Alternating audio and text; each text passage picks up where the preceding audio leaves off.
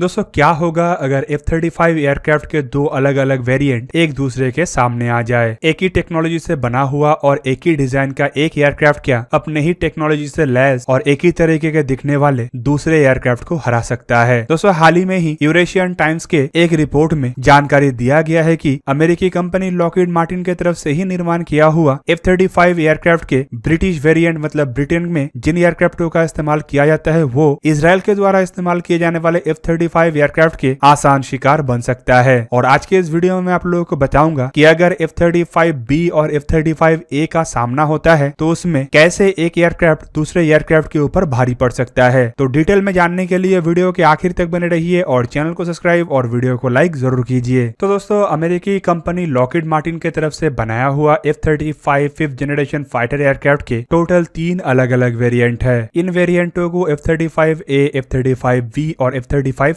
कहा जाता है। वैसे अगर देखें तो एयरक्राफ्टों को देख के आप नहीं बता सकते कि कौन सा एयरक्राफ्ट कौन सा वेरिएंट के है। मतलब दिखने में लगभग एक ही जैसे है लेकिन अलग अलग परफॉर्मेंस के लिए इसे अलग अलग तरीके से तैयार किया गया है। और दोस्तों ऐसे में जब भी कोई एयरक्राफ्ट के अलग अलग वेरिएंट आता है तो सबसे बड़ा सवाल उठता है कि इन तीनों वेरिएंटों में या फिर अलग अलग वेरिएंटों में कौन सा वेरिएंट सबसे बेस्ट है। दोस्तों अमेरिकी F-35 एयरक्राफ्टों के वेरिएंट F-35A और F-35B को अगर कंपेयर कर लिया जाए तो आपको पता चलेगा कि एक ही तरीके के इक्विपमेंटों के इस्तेमाल और लगभग एक ही तरीके के बेसिक डिजाइन होने के बावजूद एयरक्राफ्टों के परफॉर्मेंस के बेस पे इनमें जिन तब्दीलियों को किया गया है उसके वजह से एयरक्राफ्टों में काफी अंतर है। खास करके एयरक्राफ्ट के एरोडायनामिक परफॉर्मेंस में काफी अधिक अंतर है। वैसे तो ऐसा संभावना है ही नहीं कि कभी F-35 एयरक्राफ्टों के दो वेरिएंटों को एक दूसरे का सामना करना पड़े, पर फिर भी अगर इन एयरक्राफ्टों में कौन सा बेहतर है उसे जानने के लिए एक कल्पना के रूप में अगर हम अमेरिका के क्लोज तरीन एलाई मतलब ब्रिटेन के F-35B और इजराइल के F-35A का तुलना करते हैं तो हमें दोनों एयरक्राफ्टों के बारे में काफी कुछ जानने का मौका मिल सकता है। दोस्तों वैसे अगर देखा जाए तो इजराइल के द्वारा F-35A, B या C कोई सा भी एयरक्राफ्ट का इस्तेमाल नहीं किया जाता है, बल्कि इजराइल के पास जो F-35 के वेरिएंट है उसे F-35I अदीर कहा जाता है। दोस्तों यहाँ पे जो अदीर नाम दिया गया है ये असल में हिब्रू भाषा का एक नाम है जिसका मतलब मुझे भी नहीं पता। इजराइल के F-35I को लेके कहा जाता है कि ये बेसिकली ज्यादा कुछ नहीं बल्कि F-35A के ही थोड़ा मॉडिफाइड वर्जन है, जिसे इजराइल के आवश्यकताओं को देखते हुए और टैक्टिकल नीड्स को पूरा करने के लिए थोड़ा बहुत कस्टमाइज किया गया है। दोस्तों इवन इजराइल को लेके ये भी कहा जाता है कि इजराइल उन 9 देशों के गठबंधन के बाहर के पहला ऐसा देश है जिसे F-35 एयरक्राफ्ट अमेरिका के द्वारा दिया गया था और इजराइल द्वारा इसे मई 2018 से ही एक्टिवेट कर दिया गया है। इवन इजराइल ही दुनिया का एकमात्र ऐसा देश अब तक बन पाया है जिसके आवश्यकताओं के मुताबिक F-35 में फेरबदल भी किया गया है। दोस्तों इजरायली F-35 एयरक्राफ्टों में जिन एडिशनल मॉडिफिकेशनों को किया गया है उनमें एक महत्वपूर्ण मॉडिफिकेशन है एयरक्राफ्टों में इस्तेमाल होने वाला एक्सटर्नल फ्यूल टैंक, जो कि एयरक्राफ्टों के एक महत्वपूर्ण लिमिटेशन को दूर करता है और वो है एयरक्राफ्टों के रेंज कम होना। रिपोर्टों के मुताबिक इस एडिशन के साथ ये एयरक्राफ्ट 1500 माइल के डिस्टेंस तक जा सकता है, पर इससे ऑलरेडी एरोडायनामिक परफॉर्मेंस में थोड़ा कमजोर इन एयरक्राफ्टों के वजन के ऊपर भी असर पड़ा और एयरक्राफ्टों के अंदर एक एडिशनल ड्रैग पैदा हुआ। दोस्तों एडिशनल ड्रैग मतलब यहाँ पे एक्स्ट्रा फ्यूल टैंक की वजह से एयरक्राफ्ट के हवा में उड़ान भरते टाइम हवा के साथ घर्षण होने वाले प्रभाव है। पर दोस्तों ये जो एडिशनल फ्यूल टैंक है ये पायलट चाहे तो एयरक्राफ्ट से अलग भी कर सकता है और आवश्यकता पड़ने पे मतलब लड़ाई के दरमियान पायलट के द्वारा ऐसा किया भी जाएगा। इससे एयरक्राफ्ट के एयरफ्रेम के ऊपर पड़ने वाले इनिशियल दबाव तो कम हो जाएगा, लेकिन लंबे समय तक ऐसे फ्यूल टैंक के इस्तेमाल से एयरक्राफ्ट के एयरफ्रेम के ऊपर प्रभाव पड़ सकता है और खास करके मेंटेनेंस में मुश्किलें आ सकता है, क्योंकि इन एयरक्राफ्टों को ऐसे दबाव झेलने के लिए नहीं बनाया गया। जबकि इसके अलावा ये भी बताया गया है कि इजराइल के द्वारा इन एयरक्राफ्टों में कुछ हाईली कैपेबल एवियोनिक्स को भी जोड़ा गया है जो स्पेशल मिशनों में ही एयरक्राफ्टों के साथ इस्तेमाल होगा। दूसरी तरफ अगर रॉयल नेवी के द्वारा इस्तेमाल किए जाने वाले F-35B एयरक्राफ्टों को देखा जाए तो ये इजराइल के द्वारा इस्तेमाल किए जाने वाले F-35A वेरिएंट के इजरायली मॉडिफिकेशन वर्जन से काफी अलग है। दोस्तों F-35B एयरक्राफ्ट को खास करके एयरक्राफ्ट कैरियर के ऊपर ही इस्तेमाल के लिए डिजाइन किया गया था और ये एक short take off vertical landing aircraft है। इवन इस एयरक्राफ्ट को वेस्टर्न देशों के द्वारा बनाया जाने वाला ऐसा दूसरे एयरक्राफ्ट के रूप में भी देखा जाता है, जबकि इससे पहले AV-8V हैरियर 2 एयरक्राफ्ट बना हुआ था। जबकि रशिया की तरफ से भी ऐसे ही एयरक्राफ्टों के कॉन्सेप्ट के रूप में YAK-141 को आगे बढ़ाया गया था, लेकिन आखिरकार इसे रद्द कर दिया गया। जबकि सोवियत यूनियन के एक पुराने एयरक्राफ्ट का भी चर्चा होता है जो कि YAK-38 के नाम से जाना जाता है, और वो एयरक्राफ्ट भी ऐसे ही वर्टिकल टेक ऑफ और लैंड करने में सक्षम था।